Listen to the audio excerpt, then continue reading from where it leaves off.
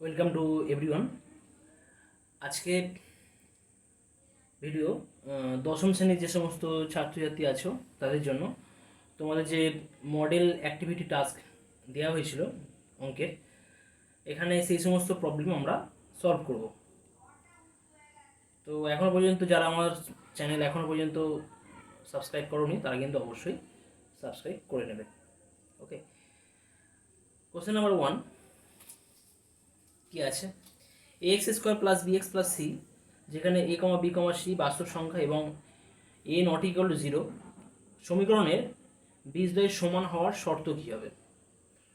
বীজদ্বয়ের সমান হওয়ার শর্ত, তো সমান হওয়ার শর্তের ক্ষেত্রে তোমরা সিদ্ধার্থের যে ফর্মুলা ছিল সেখানে আমাদের নিরূপক ছিল। নিরূপক কী ছিল? বি স্কোয়ার মাইনাস 4ac ছিল না? এখানে কি শর্ত কী ছিল? বি স্কোয়ার মাইনাস 4ac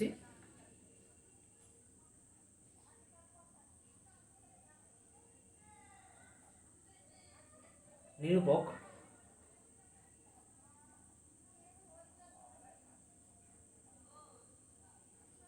সমান 0 হতে হবে।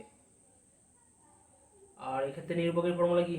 B square minus 4ac is equal to 0। Okay, next question number 2। Question number 2 আমরা দেখব। কোশ্চেন নাম্বার 2 কি দেওয়া আছে? কোশ্চেন নাম্বার 2 দেওয়া আছে, খুব ভালো অঙ্ক। এই ধরনের অঙ্ক তোমাদের পরীক্ষাতেও আসে বা ইম্পর্টেন্ট অঙ্ক। বিভিন্ন কম্পিটিটিভ পরীক্ষায় এই ধরনের প্রবলেমও থাকে। একটি বৃত্তের ব্যাসার্ধ দৈর্ঘ্য 10 সেন্টিমিটার দেওয়া আছে এবং ওই বৃত্তের একটি জ্যায়ের দৈর্ঘ্য 12 সেন্টিমিটার হলে বৃত্তের কেন্দ্র থেকে ওই জ্যায়ের দূরত্ব কত হবে? তো আমি জ্যায়ের ধরে নিচ্ছি, সাপোজ এটা জ্যায়, এবি বৃত্তের কোনো একটা জ্যায়। এবি এর দৈর্ঘ্য কত দেওয়া আছে? 12 সেন্টিমিটার। বৃত্তের কেন্দ্র আমি ধরছি ও। বৃত্তের ব্যাসার্ধের দৈর্ঘ্য দেওয়া আছে 10 সেন্টিমিটার, আমি ও এ যোগ করলাম। ও এ ইকুয়াল টু 10 সেন্টিমিটার। তো বৃত্তের কেন্দ্র থেকে জ্যায়ের দূরত্ব, বৃত্তের কেন্দ্র থেকে জ্যায়ের দূরত্ব আমি এটাকে ধরে নিচ্ছি। বৃত্তের কেন্দ্র থেকে জ্যায় যেটা আছে, দূরত্ব বলতে গেলে পারপেন্ডিকুলার দূরত্ব। তো তো দূরত্ব যে পয়েন্টে এখানে থাকছে সেই পয়েন্টটা ডি। তো এখানে যখন দূরত্ব বার করতে হবে, তো দূরত্বের ক্ষেত্রে যে পয়েন্টে মিট করবে সেই পয়েন্টে কিন্তু অবশ্যই আমাদের এই অংশকে সমদ্বিখণ্ডিত করবে, অর্থাৎ ওডি এবিকে সমদ্বিখণ্ডিত করবে। তোমরা এটা জানো যে বৃত্তের কোনো কেন্দ্র থেকে যে সরলরেখা জ্যায়ের উপর লম্ব হয়, সেই লম্ব জ্যাকে সমদ্বিখণ্ডিত করে। তো এখানে আমাদের তাহলে জ্যায়ের দূরত্ব অর্থাৎ ওডি এর মান নির্ণয় করতে হবে। ঠিক আছে, আচ্ছা, এখন এবি সমান যদি 12 সেন্টিমিটার হয়, আবার ওডি পারপেন্ডিকুলার টু এবি লম্ব, তাহলে এটা কি ইমপ্লাই করবে? এডি ইকুয়াল টু ডিবি। সুতরাং এখান থেকে আমরা বলতে পারি এডির ভ্যালু কী হবে? এবির অর্ধেক, তাই তো? 12/2 সমান 6 সেন্টিমিটার। এবার সমকোণী ত্রিভুজ, সমকোণী ত্রিভুজ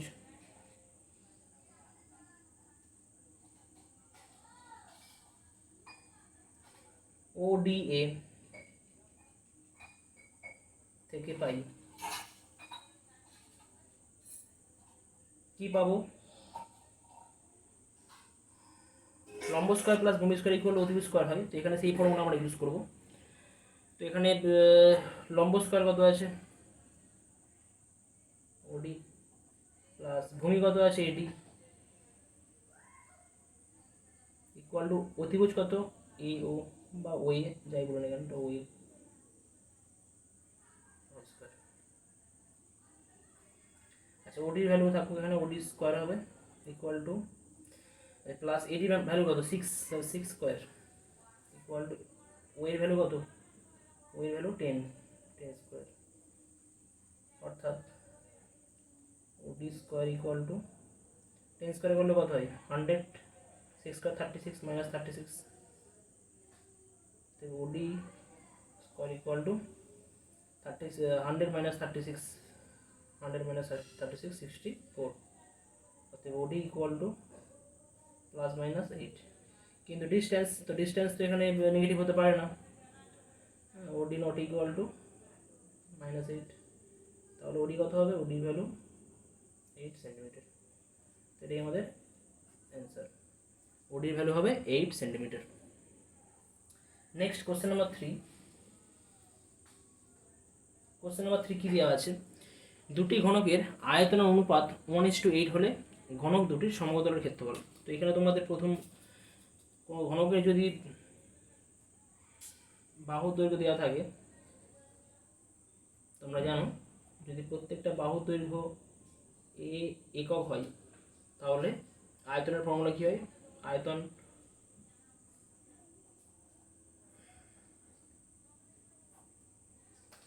আয়তন ভি, আয়তনকে যদি আমরা ভি বলি, আয়তন কি হয়? এ কিউব ঘন একক।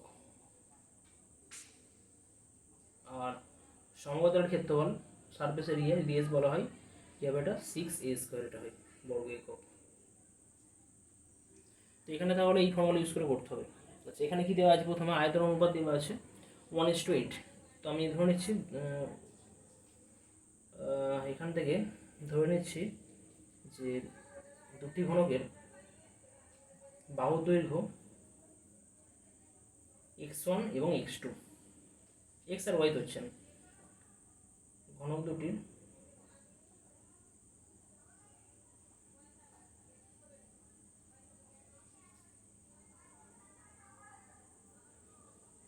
বাহুর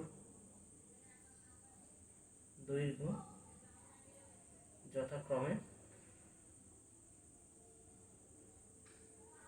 x একক ও y একক। ঘনক দুটির আয়তন ধরে নিচ্ছি, আয়তন যথাক্রমে v1 ঘন একক ও v2 ঘন একক। ঘনক দুটির সমগ্র তলের ক্ষেত্রফল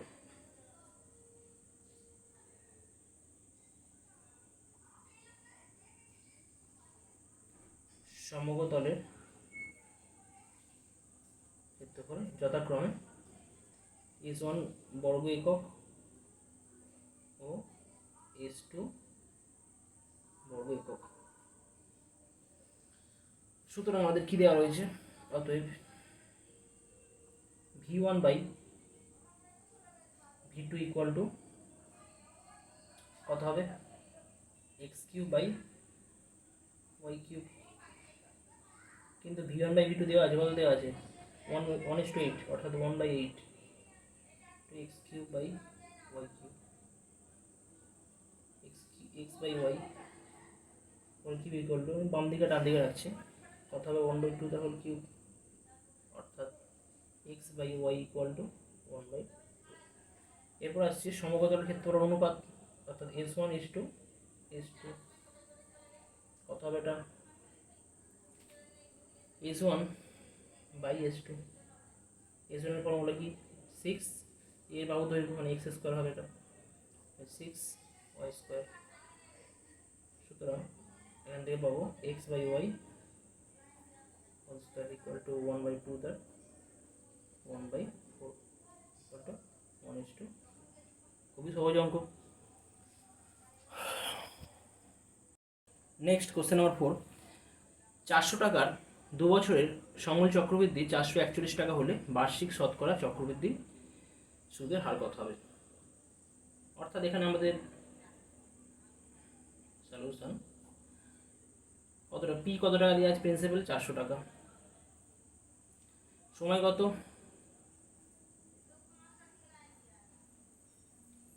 n ইকুয়াল টু 2 বছর।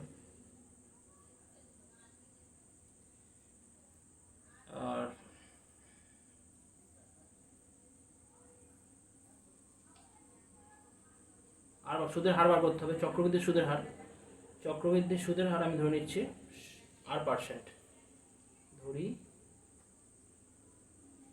চক্রবৃদ্ধি সুদের হার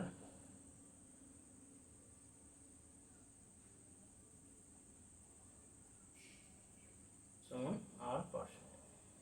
অতএব আমাদের দেওয়া আছে প্রশ্ন অনুসারে কি বলবো, সময় চক্রবৃদ্ধি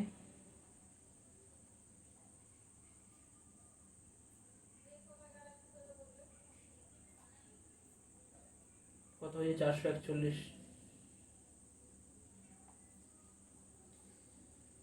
তোমাদের formula P into 1 plus R/100 1 to the power n equal to, এটা হয় ফর্মুলা। তো এখান থেকে কি বলতে পারি, P এর ভ্যালু কত এখানে 400 ইন্টু 1 প্লাস R/100 n এর ভ্যালু কত 2 equal to 400।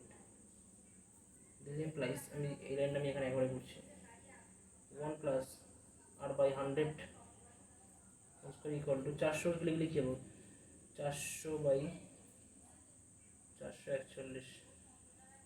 This implies 1 plus R/100 equal to 20/21। ঠিক আছে, এটা পাবো মানে 20 স্কোয়ার করলে 400, 21 স্কোয়ার করলে 441 আমরা পাই। তাহলে এখান থেকে এই লাইনটা আমি এখানে করছি, কত হবে 1 প্লাস R/100 ইকুয়াল টু, সুদের ভ্যালু নেগেটিভ হবে না, আমরা এখানে জাস্ট প্লাসই নেব 20/21। তাহলে R/100 equal to 20/21 minus 1. This implies R equal to 100 times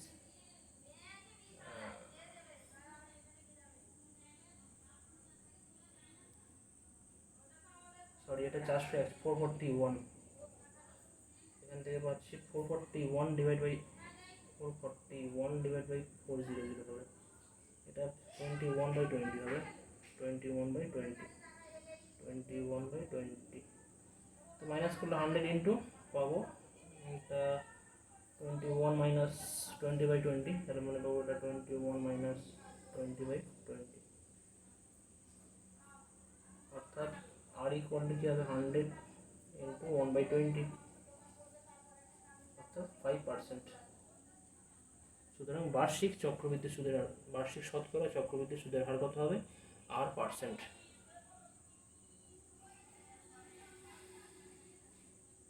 next question number 5। Question number 5 এই প্রবলেমটা আমি তোমাদের সমানুপাতি চ্যাপ্টারের যে সমানুপাত চ্যাপ্টারের শর্ট টাইপ কোশ্চেনে তোমরা এই প্রবলেমটা পেয়ে যাবে, করা আছে, ঠিক আছে। ওটা তোমরা অলমোস্ট পার্ট 5 সমানুপাত যে আমাদের চ্যাপ্টার করা আছে ভিডিওতে, তার পার্ট 5 এটা করা আছে, নিজেরা করবে এটা। কোশ্চেন নাম্বার 6 কি দেওয়া আছে, ও কেন্দ্রীয় বৃত্তের এডি যে কোনো একটা ব্যাস, তো এডি ব্যাস, তো এখানে কি আছে, ও কেন্দ্রীয় বৃত্তের এবি একটি ব্যাস, সি বৃত্তে অবস্থিত একটি বিন্দু, কোণ ওবিসি সমান 60 ডিগ্রি হলে কোণ ওসি এ এর মান কত হবে, এটা নির্ণয় করতে হবে এটা। তো এখানে আমি ধরে নিচ্ছি বৃত্তের ব্যাস কি আছে এবি বৃত্তের ব্যাস, এবং বৃত্তের উপর অবস্থিত কোনো একটা বিন্দু সি আছে। আর কি দেওয়া আছে, কোণ ওবিসি, ভ্যালু দেওয়া আছে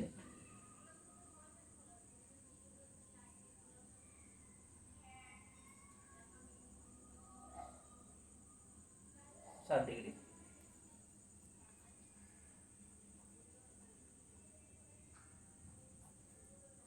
কোণ ওবিসি সমান 60 ডিগ্রি। তাহলে কোণ ও সি এ কত হবে,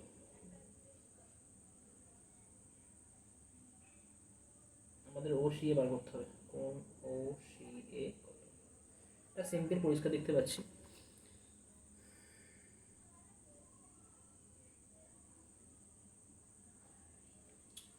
ওবি বৃত্তের ব্যাস এবং ওসিও বৃত্তের ব্যাস একই, এটা ব্যাসার্ধ বলবো, একই বৃত্তের ব্যাসার্ধ।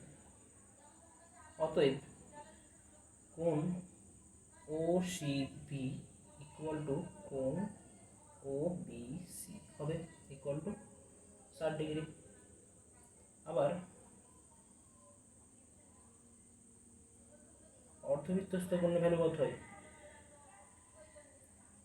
অর্ধবৃত্তস্থ কোণ এক সমকোণ সমান কি এসিবি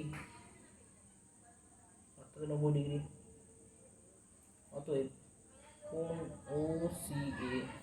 OCA এই কোণটা চেয়েছে ইকুয়াল টু টোটাল কোণটা থেকে যদি এটা বাদ দিই তাহলে পেয়ে যাবো এটা।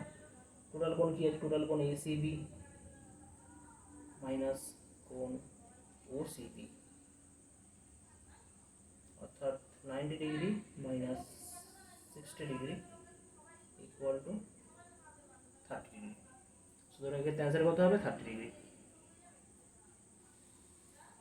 নেক্সট কোশ্চেন, একটি ঘনকের প্রত্যেকটি ধারের দৈর্ঘ্য যদি 50% বৃদ্ধি করা হয় তাহলে ঘনকের সমতলের ক্ষেত্রফল শতকরা কত বৃদ্ধি পাবে? তো এখানে ঘনকের প্রত্যেকটি ধারের দৈর্ঘ্য 50% বৃদ্ধি করেছে। তো আমি ধরে নিচ্ছি প্রথমে ঘনকের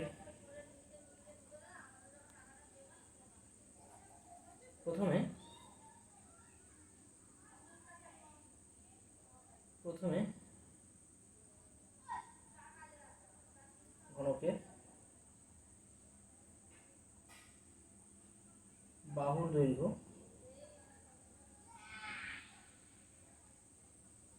ছিল একক। তাহলে বাহুর দৈর্ঘ্য যদি একক হয় তাহলে এক্ষেত্রে সমতলের ক্ষেত্রফল কত হবে? সমতলের ক্ষেত্রফল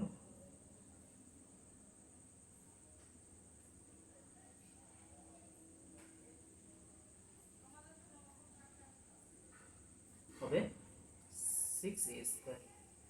আচ্ছা, এখন ধারের দৈর্ঘ্য 50% মানে অর্ধেক। নতুন ঘনক বলতে বৃদ্ধিপ্রাপ্ত ঘনকের বাহুর দৈর্ঘ্য, প্রতিটি বাহু দৈর্ঘ্য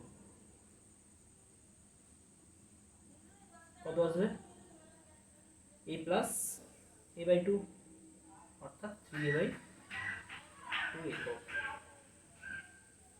অতএব নতুন ঘনকের সমকোণ তলের ক্ষেত্রফল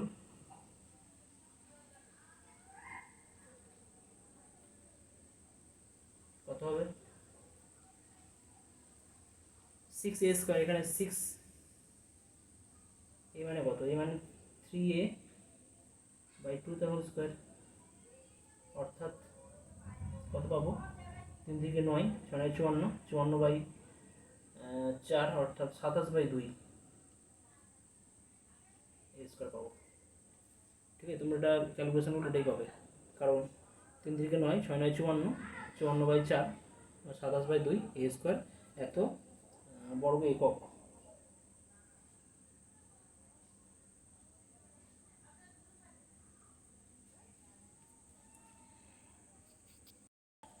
সুতরাং সমতলের ক্ষেত্রফল বৃদ্ধি কত হবে?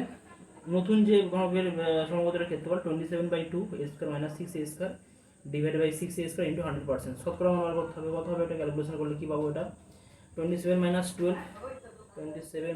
12 নিচে কত হবে? পাশে a স্কয়ার, নিচে 2 নেমে আসবে, 6 দিয়ে 12 a স্কয়ার পাবো ইন্টু 100%।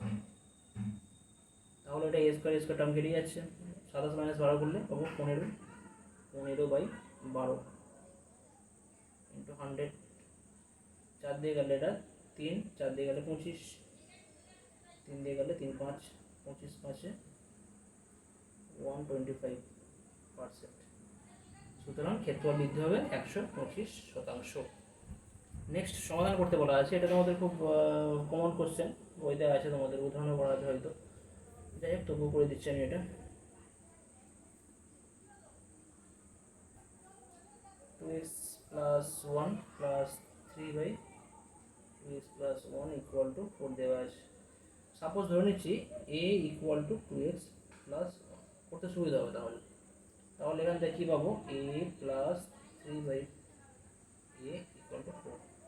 অতএব a square plus 3 equal to 4 পাবো। অতএব a square minus 4a plus 3 equal to 0। Middle term factor করলে কী পাবো? a মাইনাস 3 এবং a মাইনাস 1 equal to 0। সুতরাং a মাইনাস 3 equal to 0 অথবা a minus 1 equal to 0। এখান থেকে বলবো এ ইকুয়াল টু 3 অথবা এ ইকুয়াল টু 1। এখান থেকে এর মানে এখানে আউটপুট করছি 2x প্লাস 1 ইকুয়াল টু, এখানে দেওয়া ছিল 2x প্লাস 1, তাহলে এখান থেকে পাবো 2x ইকুয়াল টু 3 মাইনাস 1 অর্থাৎ 2x ইকুয়াল টু 2।